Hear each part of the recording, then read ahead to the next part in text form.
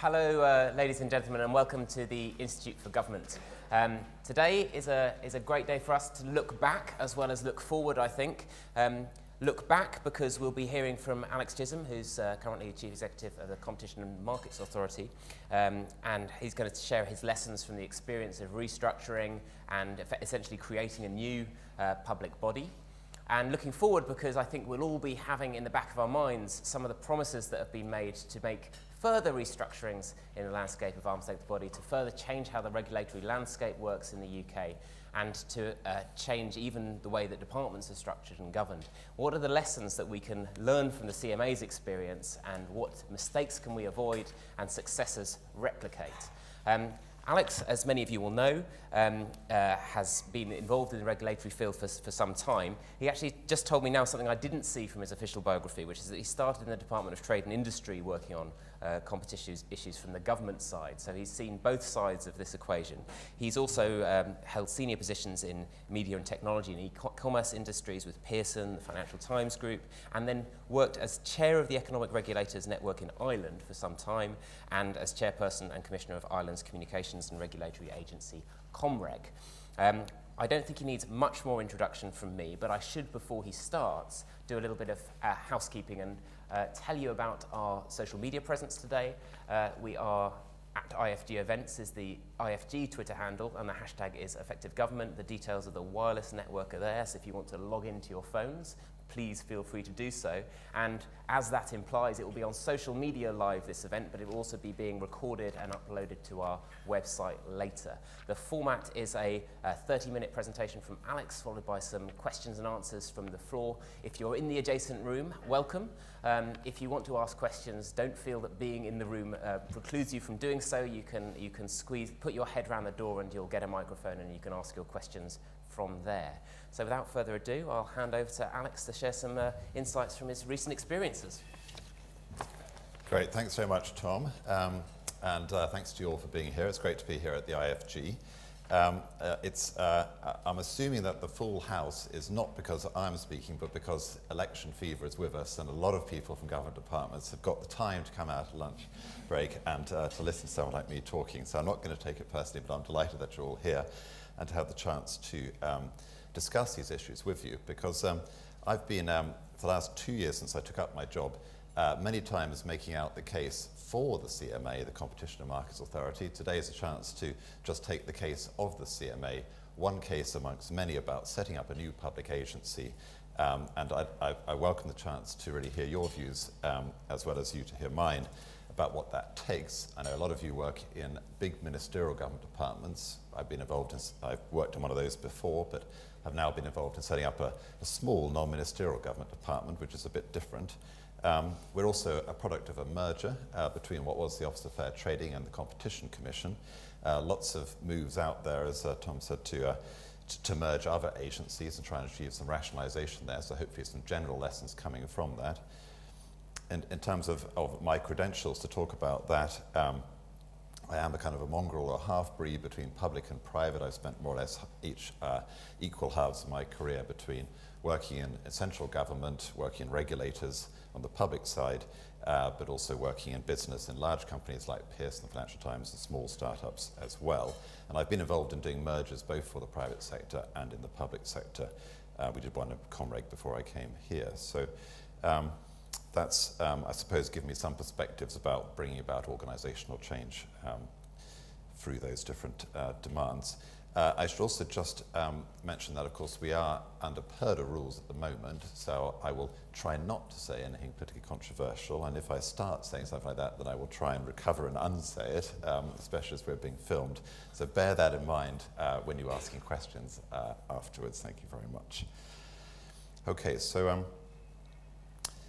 the CMA has just celebrated its first birthday.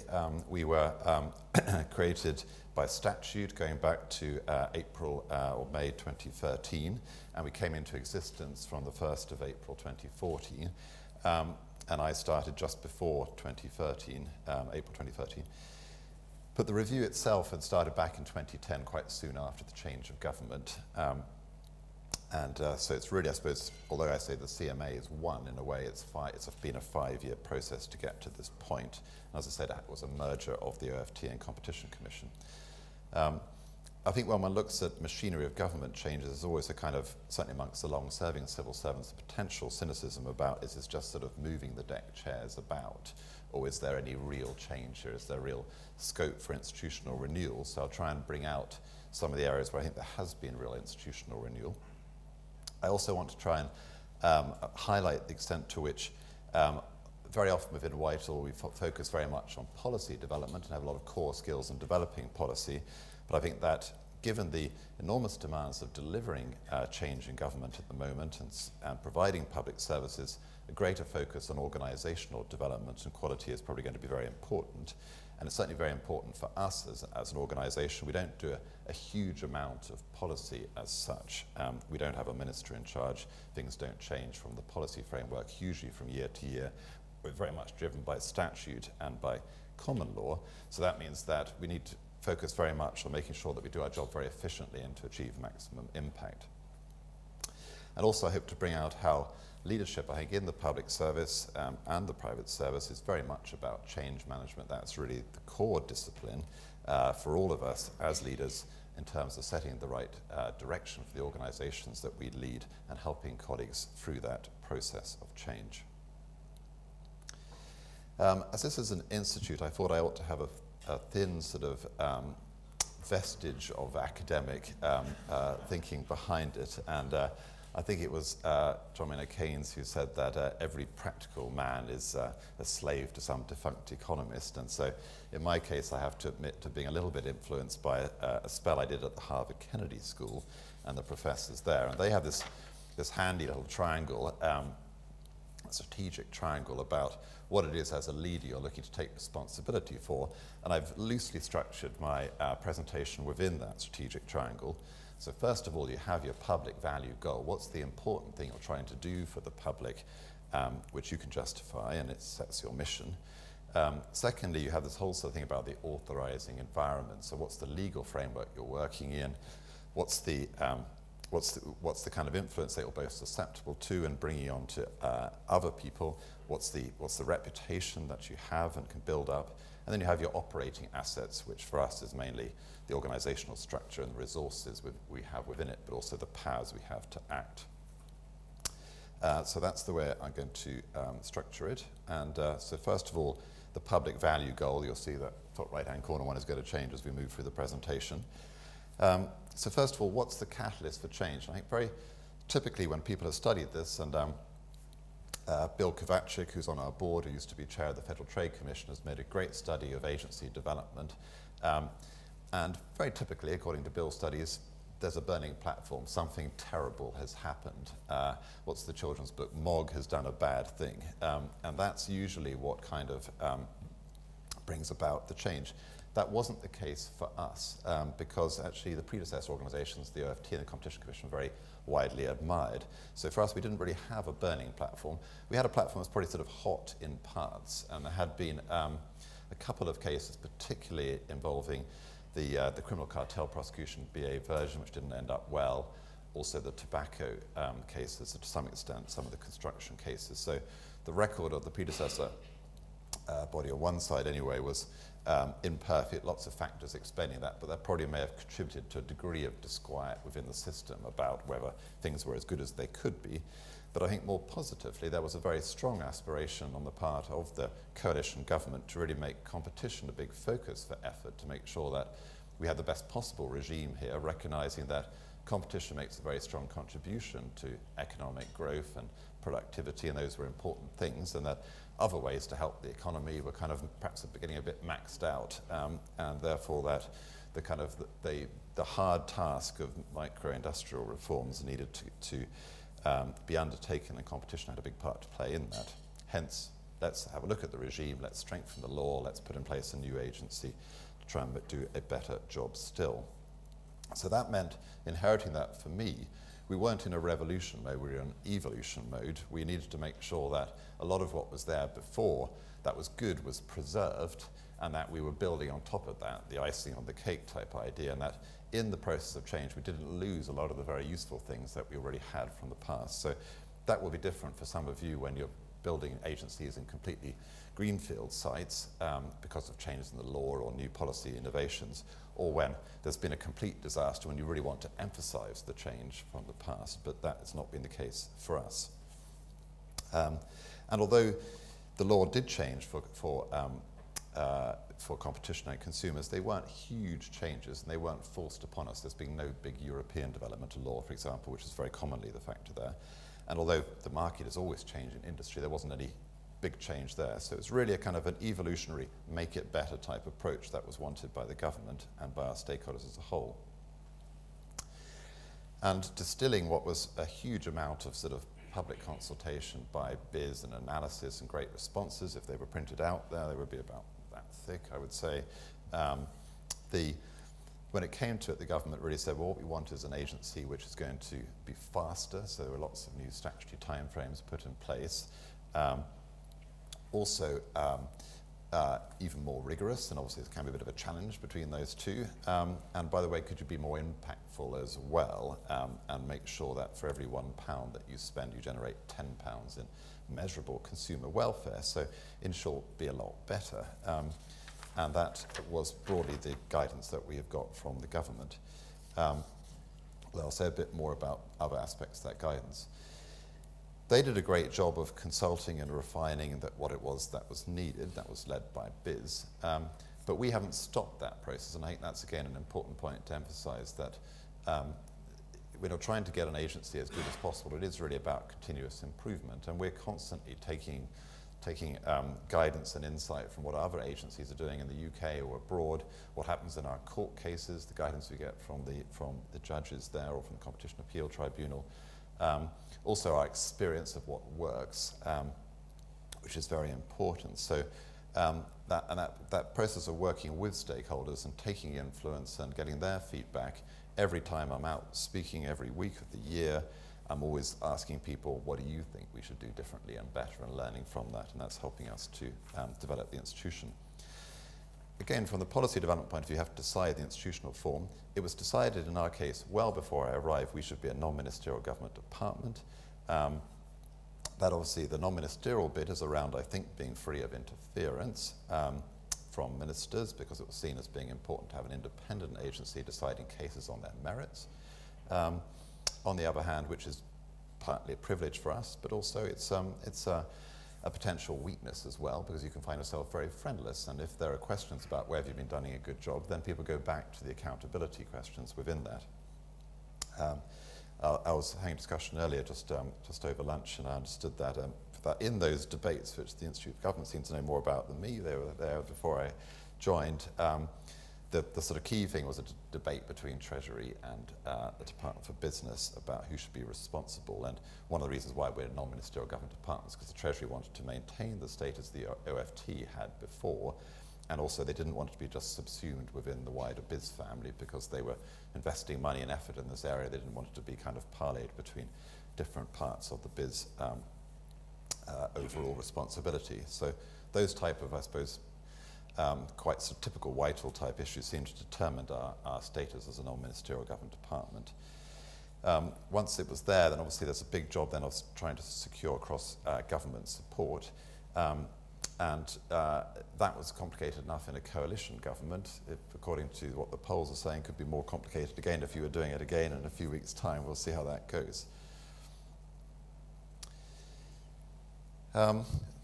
As a chief executive and working closely with the chairman, David Curry, we were just the two of us at the beginning. The first thing we had to decide is what kind of an operating model we wanted for the new organisation. And quite quickly we fastened upon basically saying we wanted to be a project-based agency. So what we really do is at any particular time we're doing 40 or 50 difficult, complex projects, and that might be to do merger control scrutiny of a particular case. We've got some big high-profile cases at the moment, like BT merging with EE, for example. Or another project is we've got projects to look at energy market investigation or banking market investigations. Those are projects as well. if we're asked to do a piece of advocacy in a particular area, or we get involved in that, you've probably heard on the radio or watched the TV or read in the press this morning about a super complaint we just had from Which in relation to the pricing practices of the grocery companies. That too will now be a project. So that's really what we do, is we do projects. They have a beginning and end, they have a type formation, we have a lot of rules about how we do that, we have bring together project teams. And when the people finish that project, they don't become our perpetual grocery specialists, they roll off and go do something different. And that's the model that we have chosen to work on, probably the only one that's really sustainable given the amount of incoming work we have. We also obviously have to appoint a senior team. The key decision we took there was to have an open recruitment and not to try and just take the sort of management cadres, the two legacy organizations, and fold them together. That was, as you can imagine, briefly controversial with the people concerned, but once it was over, people recognized that was the right approach, and they were happy with the outcomes, which introduced a number of new people, including me, but also lots of senior appointments from within the legacy bodies. We had to establish a core mission, and the core mission for the CMA is to make markets work well for consumers and for business and the economy. And then we had to choose a strategy, and we had to do that quite quickly because our board was coming into existence 6 months ahead of go live. So we basically had a strategy in development ready for the first board meeting, which was adopted. And so the CMA came into this sort of half-life existence before, whilst OFT and Competition Commission was still going in parallel running mode for 6 months. So we felt we needed to have a strategy to do that. So that was very quickly put together, but we did involve staff a lot in it. And it's quite a short and simple strategy. It's not my purpose to go for it all today, but it has stood the test of time. And although there's only 5 sort of elements to it, we're still using those 5 elements. Staff and stakeholder recognition around those things is strong, and we don't feel regret about it yet. So that's a year and a half in.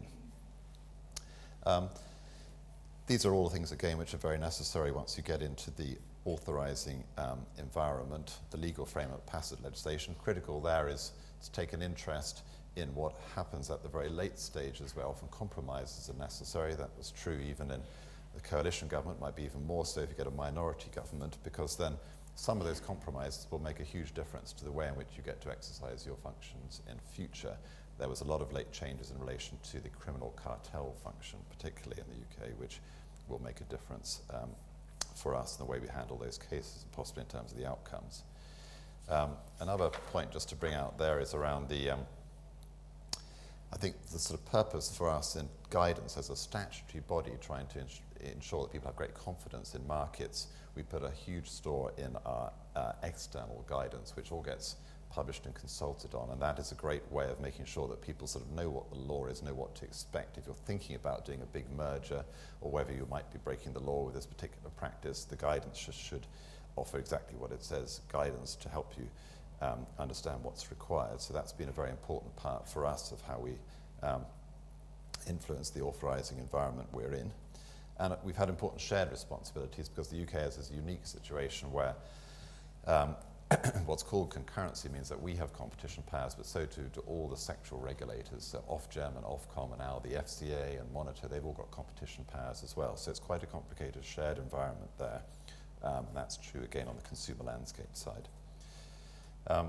Looking at these more general points around how, if you're a non-ministerial government department, how do you remain connected to the political process in a way which doesn't leave you vulnerable to being sort of head in the clouds or ivory tower or something like that, or a democratic deficit from accountability point of view. So I think that's a great and general issue to look at. And the particular solution which the government came up with, which is kind of a neat one, was they said, well, we don't want to just have you go off and make it all up yourselves. So we would like to give you some strategic guidance, a strategic steer, but we also recognise it needs to be pretty high level and also very open and transparent, and also we may not get it right first time, so we're going to consult on it. Now, I actually think that's a modelled approach. I really think that's a very good way of trying to do it. The idea that the government of the day, the minister's got no interest in what we do, just seems to be stand in the face, it seems hardly credible, and in a way would be very disappointing. So they have got an interest, they've got views, but they're prepared to put them out for everyone to see. And I think that's an ideal way of trying to kind of deal with non-ministerial government departments. But we too feel a terrific sense of accountability, not just as the strategic steer in all our annual reports and our accountability to the courts, but I think also we really do try and do sort of heads-up type of regulation. We try and pay a lot of attention to what's happening in the economy as a whole. We look and see what's bothering consumers, the complaints, what the patterns are in markets, what other regulators are up to. And we do obviously take a lot of interest in the public debate. And there's a handy phrase I remember from political science called the Overton window, which is about the kind of this window of acceptability in which any sort of idea or any policy proposal that comes out towards the centre of that is going to be very likely to be acceptable to a very large group of people. And the further you move out beyond that, the less likely that is. And if your policy initiative is outside that window, then you're probably really going to struggle to get it accepted by people. So I think that's quite a good way for people, public servants not in ministerial government departments, to think about what they're trying to pay attention to is what actually is the domain of acceptability. The performance framework is a very good discipline for us. I mentioned that, the 1 to 10, and I've also mentioned the influence of external agencies. I think it's also very important as a head of an agency to pay a huge amount of attention to what the people in the agency think. Not surprisingly, they've got the greatest insight about what it is to be doing competition and consumer work. Many of them have been doing it all of their adult lives. Those who haven't done it in the public sector before are bringing new ideas and thoughts from the private sector. We have a lot of people with private sector backgrounds. So we've got a fantastic, if you like, sort of seedbed of ideas internally. And we've tried to keep that going the whole way through, where we work with, say, colleagues come first to try and get their ideas about what to do, setting priorities and how to do things better, but also to give them a sort of an inside track. We generally, on major policy speeches, we deliver them first internally so people don't feel that kind of the outside world. They have to sort of read about it in the papers, and really try and work hard on making sure that 600 or so people who work in the CMA really feel a very strong sense of commitment to our public position and that they're a part of that. Obviously, we work with competition and consumer communities and with Whitehall and other regulators. I'll come a bit onto the Whitehall piece in a moment. But I also very much try to emphasize what I call a multi-channel approach. So the ordinary people, for sort of competition wonks like me to be talking to, are kind of other people in the competition community, the law firms, the economists, accountancy firms. Those people are very keen to hear from us, and I could be doing every evening of the week, as it were, talking to such people. But for us, I also want to make sure that we're kind of there for all of businesses, the 5 million businesses in the UK, for all different types of consumers up and down the country, and also not just relying on people who want to read policy responses on your website, but also reaching out to people to find them where they are and how they choose to interact. So we've been doing a lot more blogging and tweeting and all this type of activity recently to try and really engage with where people are today. Looking now at the operating assets, the third part of the triangle, the first thing I think is very important is that the structure you adopt for an organization really reinforces your strategy.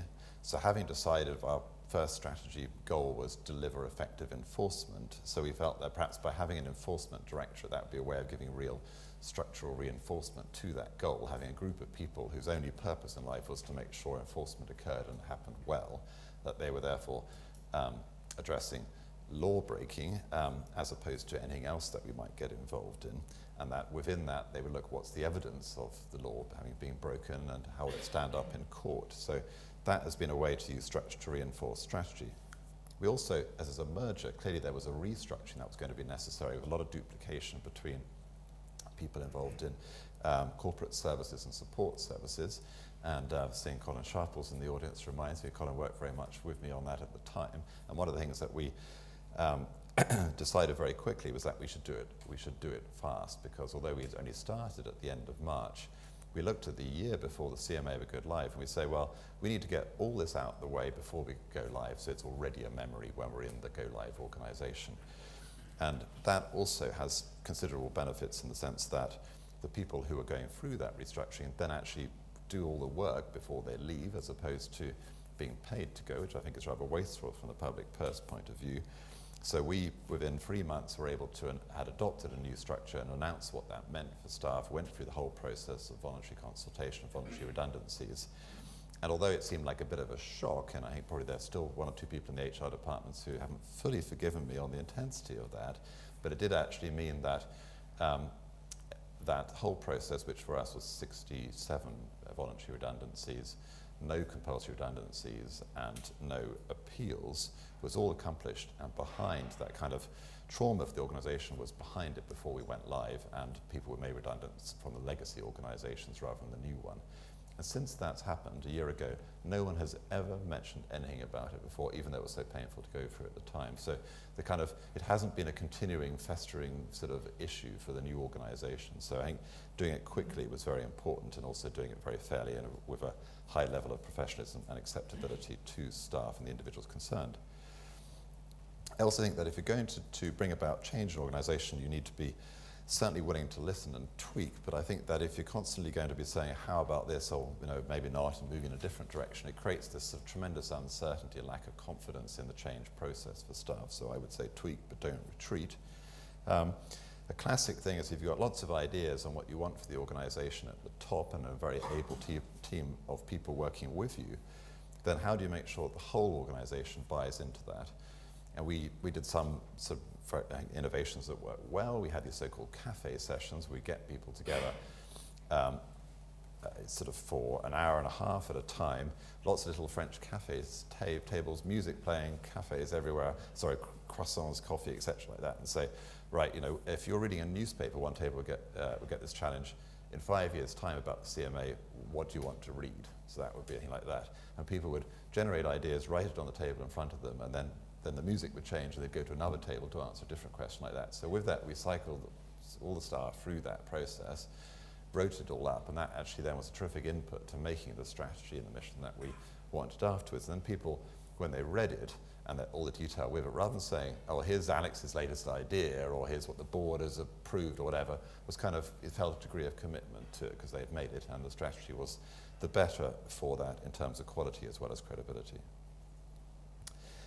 Systems and processes, I mean, amongst Whitehall, kind of ambitious, successful Whitehall people, generally it's always on the policy side, is it? And yet systems and processes is really what makes a huge difference. So I think there's a sort of a rebalancing, which I'm sure the Institute for Government and certainly the Cabinet Office have been trying to achieve a much more focus on the stuff that matters around delivery. And accommodation is tremendously important. Last Friday I was at what used to be called the Top 200 event, I think now rechristened the Collective Leadership Group or something like that. And there was a guy there from the HMRC who'd just done a big survey of staff, and he said, first thing up was fix the urinals. Second thing was stop the tiles falling down from the corridor outside. I mean, it was, actually the kind of the physical infrastructure does make a big difference, and so we put a lot of effort into getting that right, open plan environment.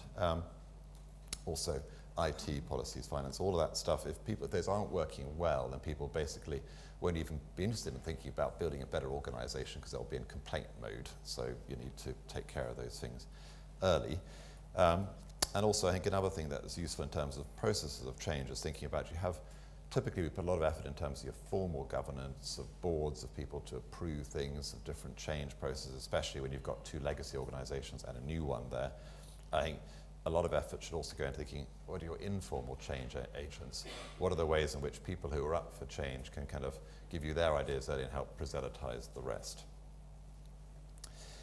Within the hearts and minds, a key task for us with these legacy organizations was to honor the past before you could sell the future. So I have this sort of idea, and it's that most people in their organization, they kind of wear a sort of a cloak of respectability and confidence in their organization. And if you're asking them to say that's been taken off you, they don't really give it up immediately. They want to see whether the new organization is something where they're prepared to put that new cloak on like that. And a lot of people take weeks, some months, some even years before they're prepared to put the new cloak on. So the first thing you have to try and do is say you're not a threat to all the achievement of the past. It's okay, that's still going to be preserved, and your personal position within that also needs to be taken care of. So we're very quick to try and both to honour the past, respect the achievements of the previous institutions, but also to reassure people about their own position in the organisation. And you need to do that before you can really interest people very much in the future. We've also, in terms of attracting and retaining talent, maybe just to highlight that we are exceptionally kind of permeable to the outside world. So a lot of people join us in the private sector, people go to the private sector. Competition now might seem quite obscure to you, but it's quite a buzzy area within the employment area. And there's probably like 1,000 or so competition lawyers in London alone. We don't pay the most, you'll be amazed to hear. So there is a kind of very active job for me and for all of the people at the CMA to try and make it a great place to work so that people feel that they'd like to come and work at the CMA. Frankly, you know, not just to do interesting work of unparalleled interest and worth, but also as a place that you'd like to go to enhance your career and your reputation and your values. So that's a big part of our story. I also think if you're thinking in the area of hearts and minds, as we know, when you look about change and about culture, culture is tremendously important. It's what informs people how to behave and what the organisation standards are. So all of us are trying to influence the culture, but you can't just say, here's the culture, here are the values. We did actually put them on the walls, but that's, you know, that doesn't actually mean that people adopt them. So the way in which, both in theory and in my experience and practice, people process cultural change is really around narrative and stories. So in that first year that we've had a lot of kind of storytelling around things which have begun to give us a sense of who we are as colleagues. And there was one colleague who was doing a great radio interview down at the southwest about a pyramid selling case that we had broken up, and it was a criminal case, so 9 people had gone to jail as a consequence. And this member of staff, Gary, found himself talking about the organisers of the scheme and referring to them as greedy grannies. So Gary's greedy grannies became a sort of part of that sort of story about the whole sort of the enforcement community. And then we had another example when we were launching our banking market investigation, and one of the project directors saw that a very hard-working and able civil servant, and normally perfectly turned out at the morning of the launch, was looking a little bit unshaven, and I said something like, "Dan, you've lost your razor." And he said, yeah, like that. And anyway, someone came up to me after and said, he didn't lose his razor, he didn't go home because he was there the whole night to make sure that everything was just perfect for the launch. And again, so sort of Dan's lost razor has sort of, you know, passed into a little bit of early CMA kind of legend, along with the mergers Christmas party, where the mergers team decided you had to come as a merger. And that was, so for the people who'd worked on the insurance software one, then perhaps you'd wear a reasonably respectable suit. But then we had pork farms, and then we had Reckitt Benkhauser takeover of KY jelly. So at that point, the party became kind of, so anyway, the rest again is history. So those stories are kind of helpful, both in terms of saying, well, it's quite a fun place and an impactful place to work, and a place where people are very committed, but also it reminds us all that we're sort of human beings and who we are as a group of people, and we're not ex-OFT or ex-competition commission or new joiners. We're just a bunch of people trying to do the right thing and to get along together, so that helps too. So in terms of a few of the general lessons, I got 2 slides on what worked well and one which worked less well, as we say in Whitehall. The first of those is that open recruitment of senior team was tremendously important to bring in some new talent, but also to make sure that those people who we had in all the positions, including existing staff, were ones who had come first in an open competition. So their legitimacy, their acceptability to the wider organisation externally was very high as a consequence. Also, that when you apply for a post like that, you really have to think, what is it that's really required of me in this job, which you don't normally have to do because you just carry on doing it. So I think that was very good from that perspective. And when I compare our experience with, say, the Authority for Consumers and Markets in the Netherlands, also being set up at the same time, very similar acronym, rearranging the letters, they were just a merger. They weren't allowed to hire any new people. So then they had this very sort of, you know, just moving around the chairs, and it didn't bring about the same level of change. So I think we were lucky to be able to do that. I've talked about the cafes. Rebaselining of pay. So we really have to compete with sectoral regulators and with the outside world for our pay. We were able to get some changes in our pay and to get those introduced within 6 months of the CMA coming into existence. So that was terrifically important because number one issue from all our staff surveys and other engagement was that we were losing huge numbers of people because people were saying, I can do the same job, slightly narrower, slightly easier, for 50% more in another public service institution, saying there's something completely wrong with that picture. So we were able to get that addressed, and it made a big difference, and I think it was important for our credibility with staff. When I was an entrepreneur, in Ireland, I had a woman from Cork working for me, Noreen, and she used to say, don't just clap, throw money. And in a way, I think there is a sort of a basic kind of reality to if people are coming home every day after very tough and difficult work and they're thinking that they can hardly afford to pay the mortgage, then that is, you know, your ability to get the best out of them in the work environment and to think positively about the future is very constrained. So that was important too. So to sticking to our plans and timelines and finding a vehicle which we called Even Better, slightly corny, but you can see where we're coming from, for continuous improvement.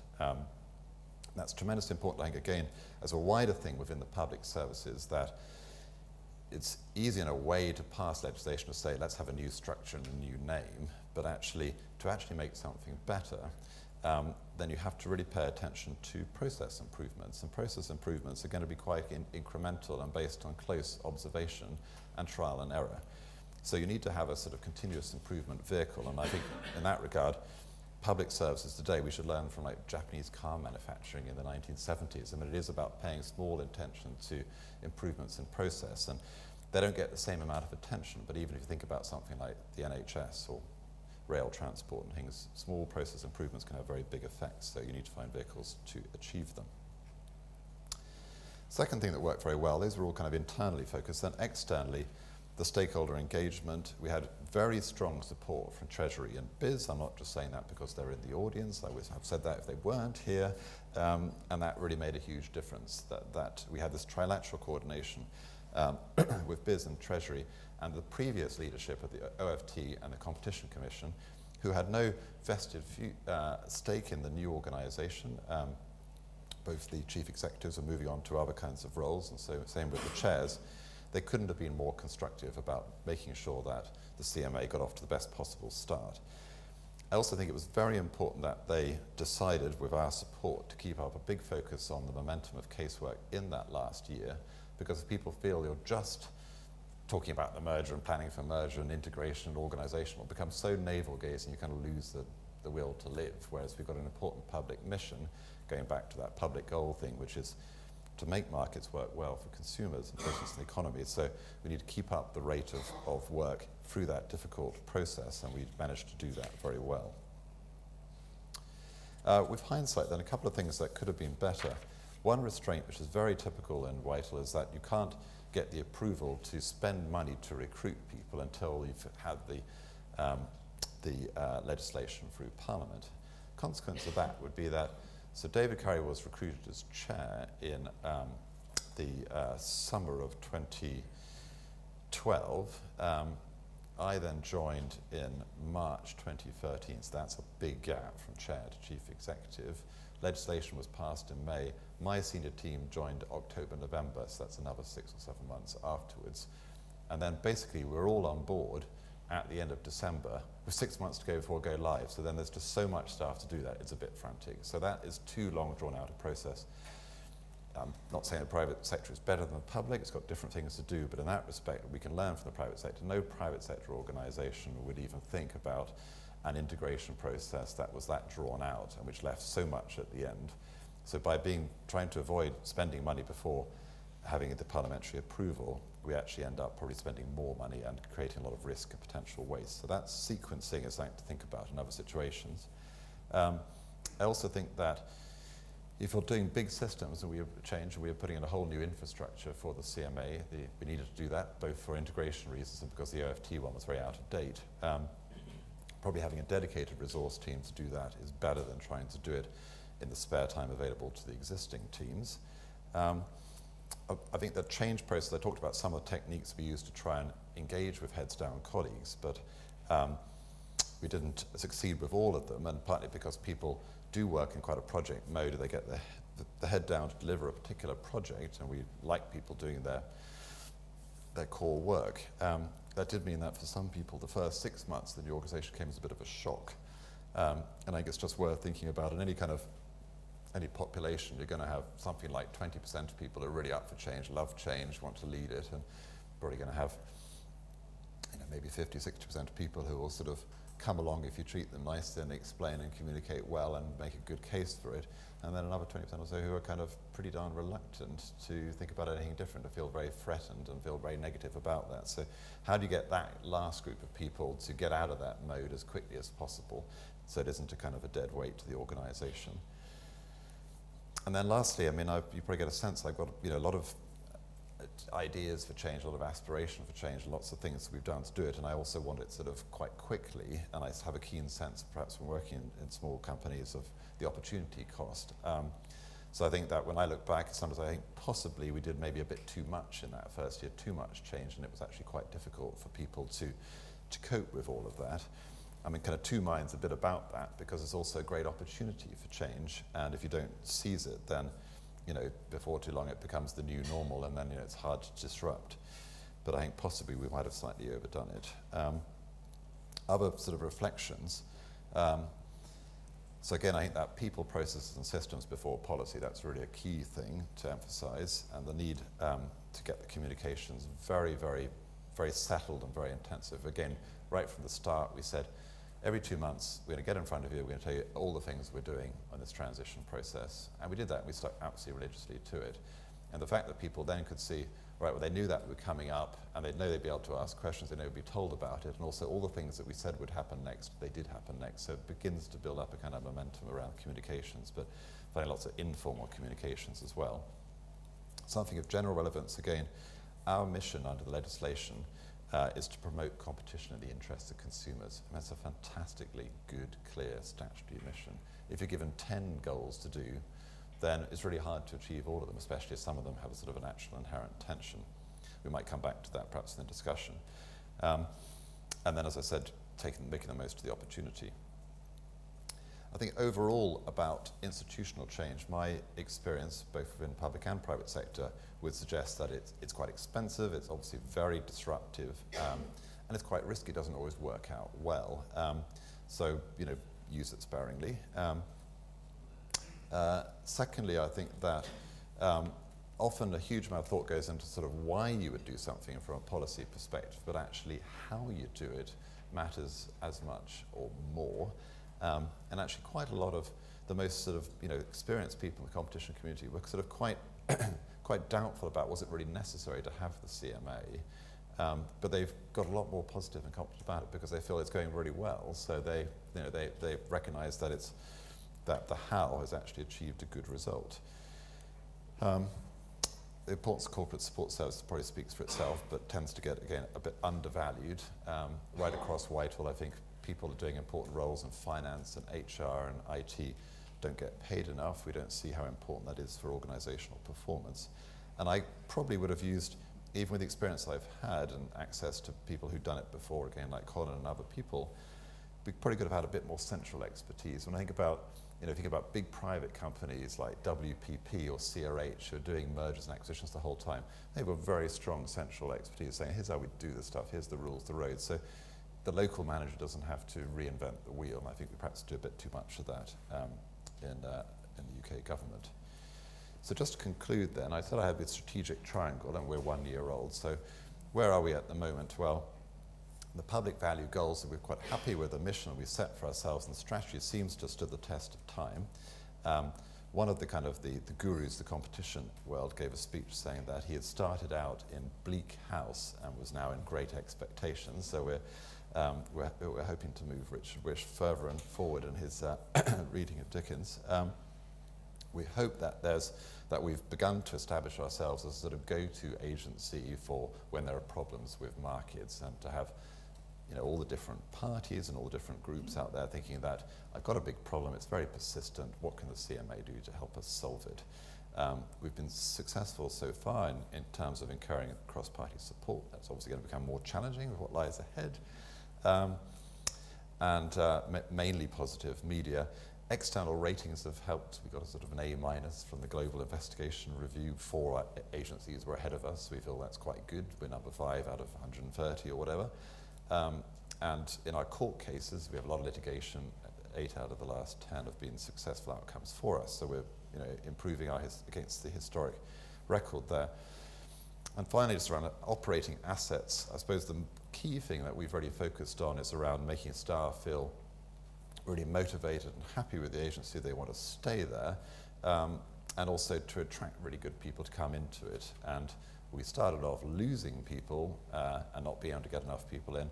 Turned that around really dramatically, and in the last quarter, our staff turn is down to about 2.5%, which is very good by historic levels for an agency like us. It's a bit higher than the average. I think the public sector is about 8%, private sector is about 16%, so we're a kind of hybrid between public and private, but pretty good level.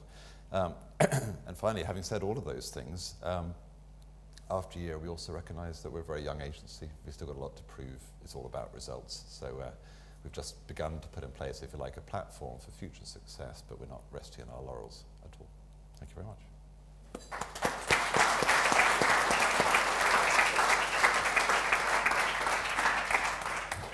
Thank you very much, Alex. In a minute, I'm going to ask for questions. We've got 15 minutes left, and I can't resist a couple of my own.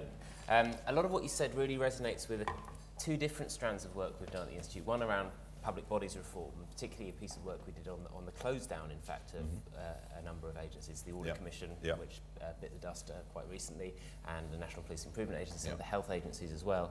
And one of the things they did reflect on was, very much came out, was the question of the role of Whitehall here in setting a set of standard ways of doing this, lending support and lending capacity. And it was something you just came to at the end there, but what really was the role of Whitehall throughout this process? You're obviously dealing with different departments, but what was the real... Yeah, so we had a lot of dealings with BIS as the holders, if you like, of the policy that they wanted to see implemented in the competition regime.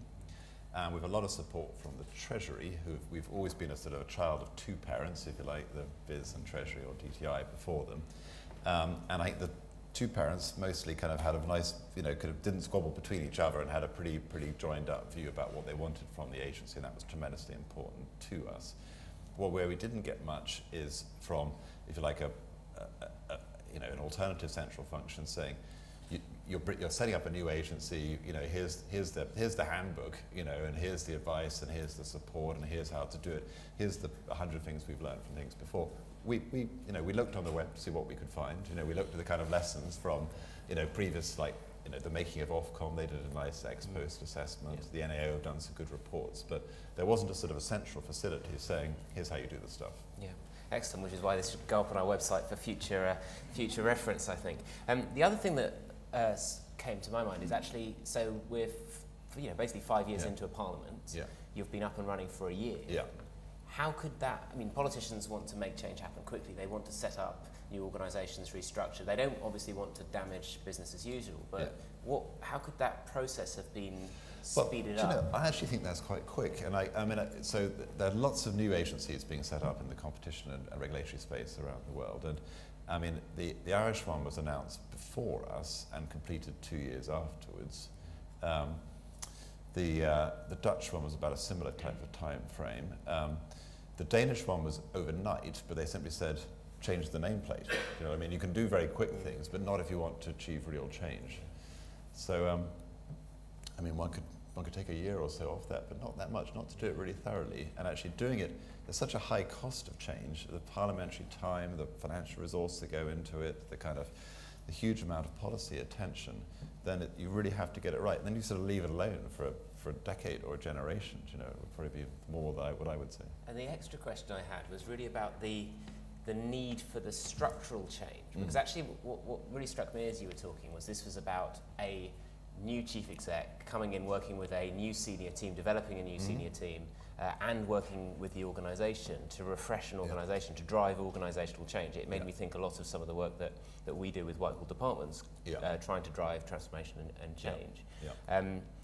So could you have effectively achieved a similar level of change without any of the structural change, or did that that political focus and that structural change and actually enable you to do different things? I think that we could achieve some, but much less, because I think there's no question that with that group of people, the way I described it, 20% of people who are always up for change and bubbling of ideas, if you like, in that much larger group who are not particularly. How do you get that larger group to say, well, actually, heads up, we do need to do something differently here? And partly that's, that's what Parliament has said, is actually terrifically kind of, gets people's attention like that. And also that, well, we can't just say that everything we do is as good as it can be, because there's another group of people who do things completely differently, and they're also saying that, and we've got to find a common way of working as an organisation. So which is it, or is there even a third way that's better still? Yeah. So I think to really force people to do what is actually, basically for most of us, quite uncomfortable, which is to change what we're doing, to be prepared to give up and try something different. I think it's much easier in the context of a clear brief from the politicians, and also with the opportunity of institutional change around it. Very good. Let me throw this open now. I'm going to collect questions in groups of 2 or 3, depending on how concise they are. I would urge them to be very concise, and if everyone can please say who they are and what their interest is before they ask their question, that would be great. Kerry, one there and one there.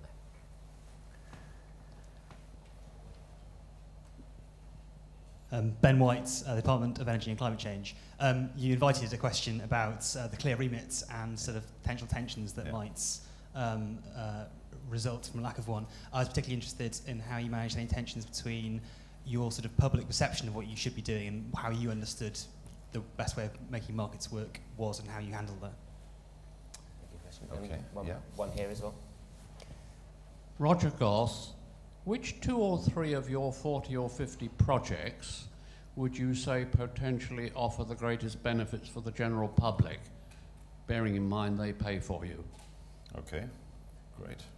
And one from an internal question, which is, this is Jill Rutter.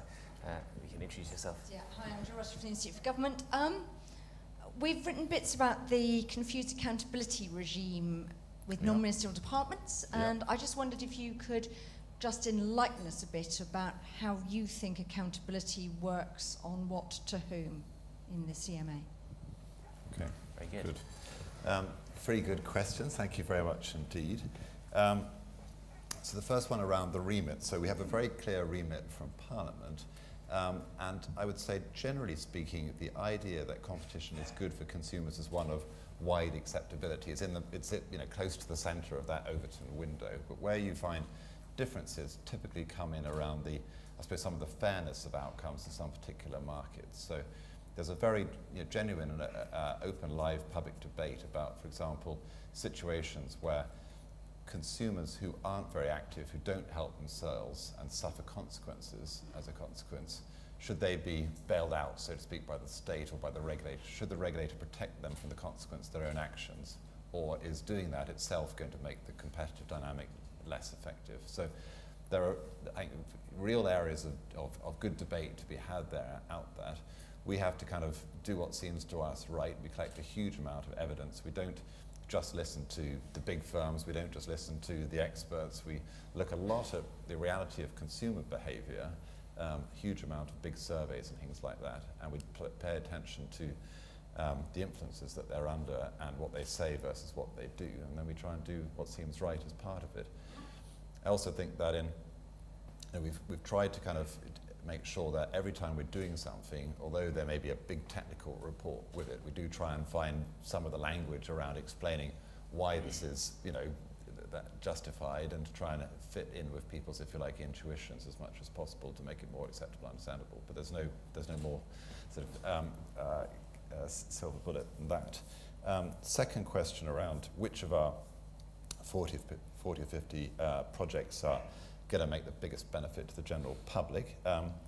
Well, we'll see, because they'll get assessed afterwards in terms of the impact they've had.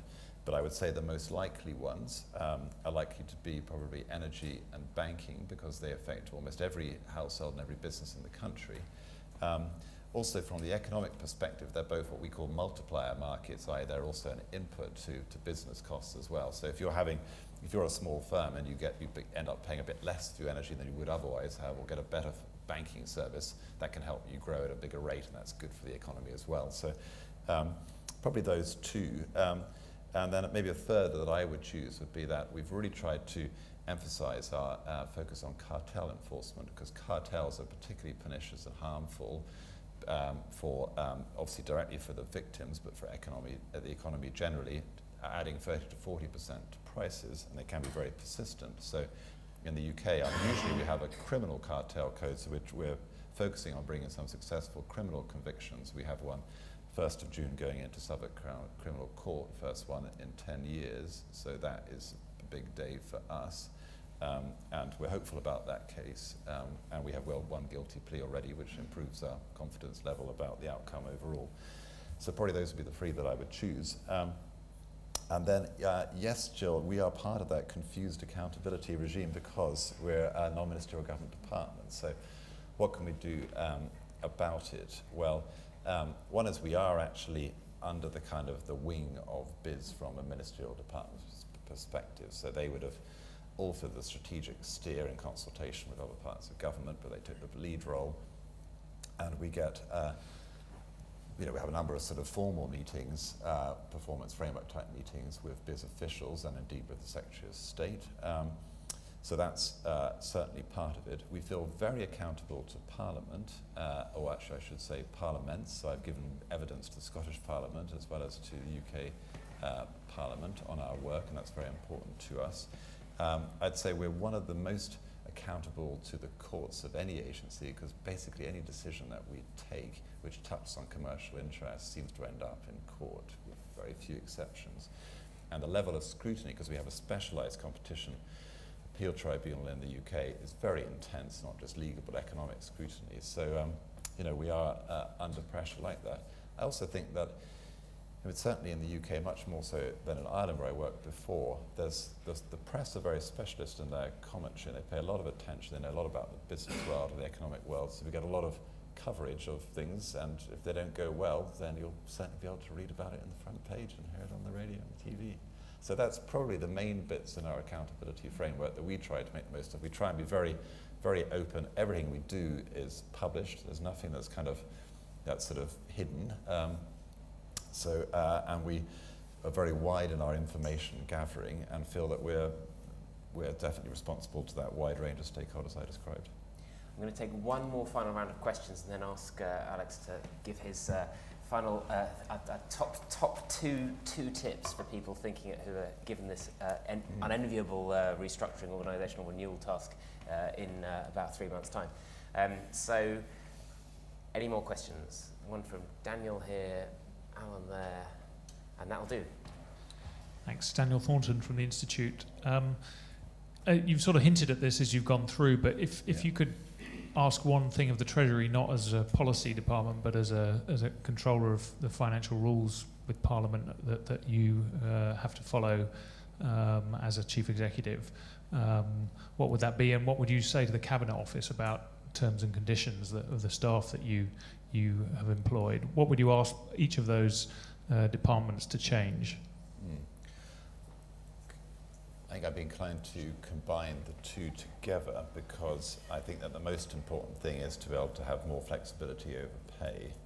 So, having an overall pay envelope within which you can alter to some extent the number of people and how much you pay different amounts. At the moment, there's a lot of discrepancies which reflect historic accumulations. You can see evidence which shows that people, for example, who are rated at the bottom by performance are paid more of people at the same level who are rated at the top of performance because they've accumulated different positions. That doesn't seem very fair or very good. It means your lowest performers are being rewarded more than your top ones. It can't be very good for retention or recruitment. And also, I think if you look at the changing skills, in some cases it's better to pay a small number of people a fair amount of money rather than to have a very large number of people being underpaid. So we need more flexibility to be able to reshape Whitehall and government departments to reflect the needs of delivery, particularly within the complex environment of public services today. That would be the top wish list. Very good. Final question. Alex, hi. I'm Alan Cogbill. I've done lots of jobs in policy ops and finance in government. Yeah. Set up and run a small public body. Yeah. If I say I'm Mr. Vivian Dews, that may mean something to you because My wife switched off the lights in the OFT Right. and did the rundown challenge alongside Right. your startup challenge. Yeah. I'm interested again in that independence accountability thing, because Yeah. you talked about a clear strategic steer, Yeah. and people are quite well behaved in that. Politics is tactical. It's hugely about small issues. Look at the budget giveaways, for goodness sake. I can't think of many ministers who wouldn't be tempted, if there's a story about fuel prices, energy, supermarkets, whatever, to say, I want something done. The minimum level of doing something for this is quite likely to be, this is the business of CMA, but I have personally seen the chief executive. Alex is a good person. I'm backing. I have 150% confidence that he will nail the greedy swine. You know, it's an old tactic. I just wonder, are there any lessons in terms of getting the framework and getting safeguards to put that sort of distance from your side of the fence? Because officials always say, please, Minister, don't do it. But from your side of the fence, what would be the lessons on that? So I think that there are some things. I mean, first of all, that politicians are always free to make that kind of statement. I mean, equally, they should understand that if they say it to us, then we will be public about that. And there have been examples, even the time that I've been there, where people have been a bit surprised, and I say, well, fine, well, we were actually publishing that letter and our response to it, and they kind of, oh, I didn't realise that would be the consequence. So I think that people need to understand that we work in a very transparent way. It's also very useful to me to have a board. So if someone was trying to put me under pressure in a sort of private insight like that, you say, well, that's interesting, I'll discuss it with my board and we'll get back to you. It's sort of rather difficult, I think, to feel that you can influence a board in the same way as you might be able to influence an individual. So those are some of the protections. I think overall, we're always trying to show that there's a strong relationship between what we advocate and what we decide and the evidence behind it. So if people ever see a disjunct between those things, then our credibility goes down. So there's very strong incentives for us to ensure that congruence remains in place. I think the other thing is obviously politicians themselves are, I think, are very aware that if they constantly ask people to do this and do that, move in different directions, then the overall credibility of the regime becomes a bit less, and the uncertainty level goes up, and that expresses itself in things like the cost of capital. And if you look at utility industries, in fact, we need, gentleman from DEC here, I think it's 12 billion a year of investment in energy plant, for example, then the cost of capital is a very important input, which will affect every consumer in the country. So, very okay. Good. And I'm going to ration you down to one final thought now. Right. Because we've got lots of them recorded for posterity here, okay. So that's one win we've got. But if you're going to say one thing to bear in mind if you were going about restructuring or repurposing an agency, what would it be? I think it's all about people, really.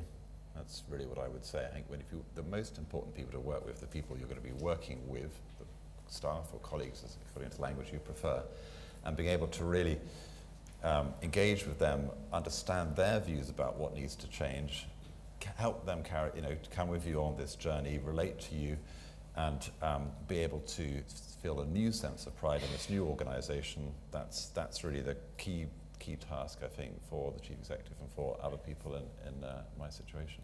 Very good, and certainly would resonate with a lot of our work as well.